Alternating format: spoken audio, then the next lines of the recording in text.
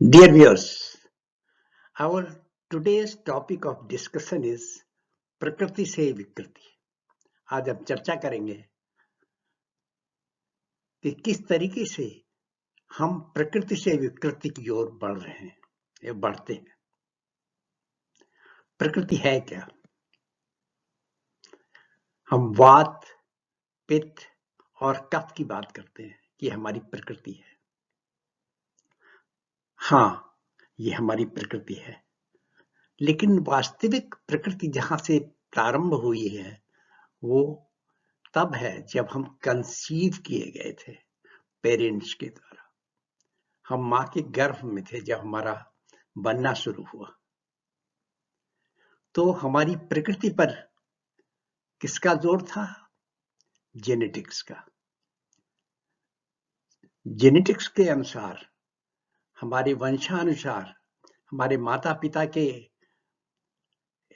हिसाब से, माता पिता के ही भावनाएं और उनके शरीर के बनावट के हिसाब से ही हमारी वात, पित्त, कफ, ये हमारी प्रकृति डिसाइड हुई है। अब समझते हैं प्रकृति होती क्या है। सभी मनुष्य या सभी प्राणी एक सेल से डेवलप हुए हैं, एक कोशिका से विकसित हुए हैं। So cell division is the most important part in growth. जब शिशु बनता है तो उसमें सेल डिवीजन का ही मुख्य रोल है। सेल डिवाइड होते हैं, डिवाइड होके बढ़ते चले जाते हैं और ग्रोथ होता जाता है, बढ़ता जाता है। तो this cell division, who is responsible for cell division? Or what is responsible for cell division? Then cell signals. So all these cells, they give signals. Suppose करिए हमें कोई कष्ट होता है, तो शरीर के किसी भी पार्ट में कष्ट हो तो उसका सेल सिग्नल देता है कि हाँ हमें दर्द हुआ या हम अच्छे हैं। कैसे? तो सेल सिग्नल के हिसाब से ही ब्रेन डिसाइड करता है हमें क्या करना है। तो the most important thing is cell divides by which we grow and cell gives signal regarding their conditions. The third most important part of what is nervous system. हमारा brain, spinal cord, these are the parts of the nerve system. Nerve system के part है।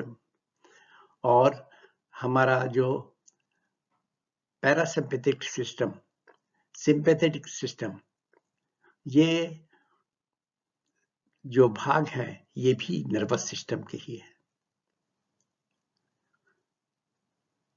Next somatic system, जो शरीर के जितने भी part हैं, जितने भी शरीर के नर्वस सिस्टम है वो भी उसी के पार्ट है। तो सारा सिस्टम जो चलता है वो नर्व सिस्टम के अनुसार चलता है और उसी नर्व सिस्टम के अनुसार ही हमारे शरीर में मोशन, गति आती है।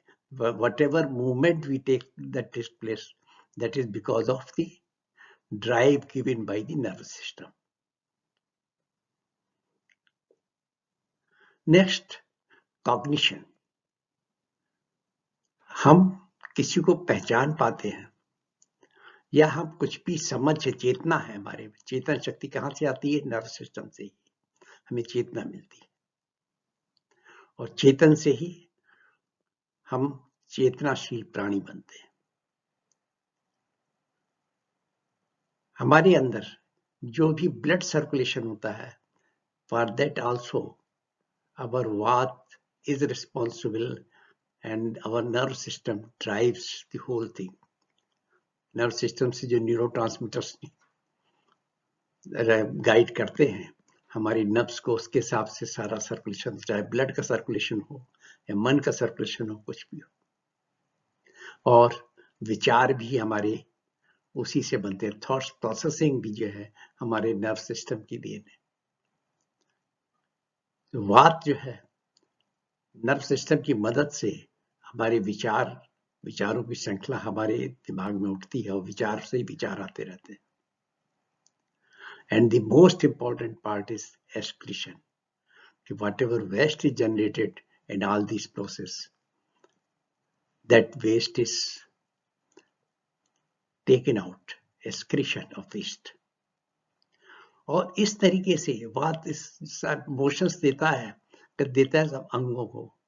जब हम गर्भ में होते हैं तो हमारा न्यूट्रिशन, पोषण माँ के न्यूट्रिएंट से मिलता है, लेकिन जब मनुष्य बाहर होता है, ये प्राणी जब भी इस वातावरण में होता है तो क्या होता है, वो खाने लेकर भोजन से अपने न्यूट्रिएंट्स प्राप्त करता है। भोजन, जल, वायु उससे प्राप्त करता है। तो इसके लिए कौन जिम्मेदार है?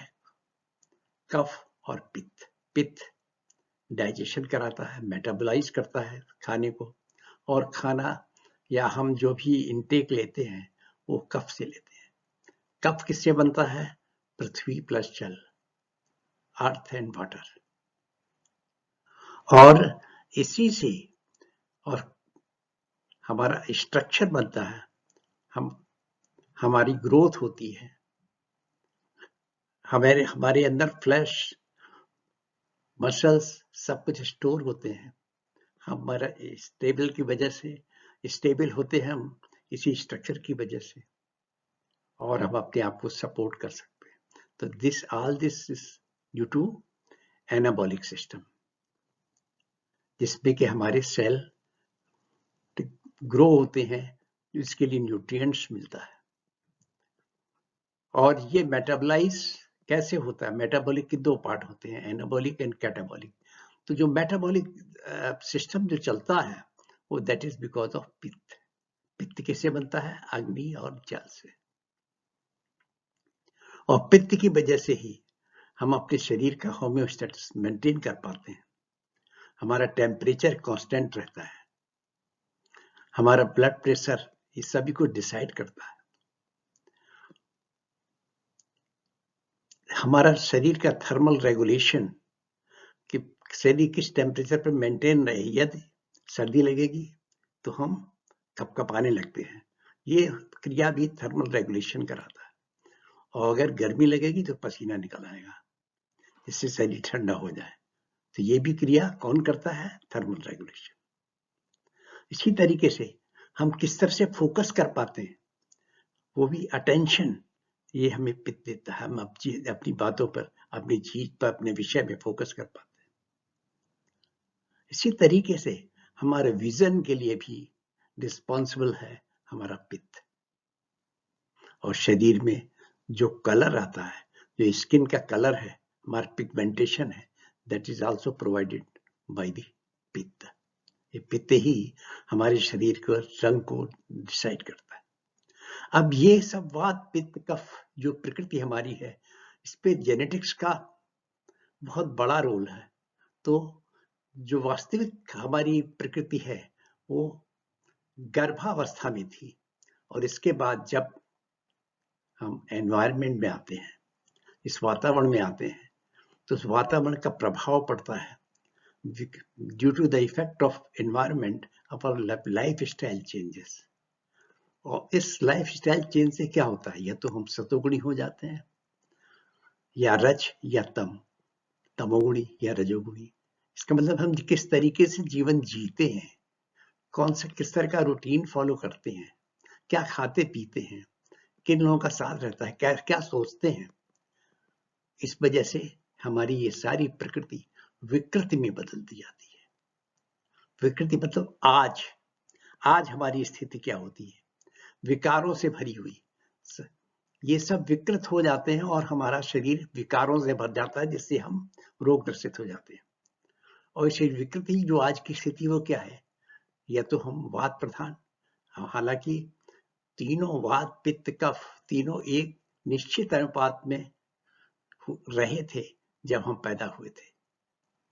जिस तरह से कि हमारे जेनेटिक्स बना, हम जब गर्भ में थे तो इस निश्चित अनुपात में थे। आज यहाँ पर कोई एक बढ़ जाता है तो वात बढ़ जाएगा, वात प्रधान हो जाएंगे हम, वात प्रेडोमिनेंट या कफ प्रेडोमिनेंट या पित्त प्रेडोमिनेंट।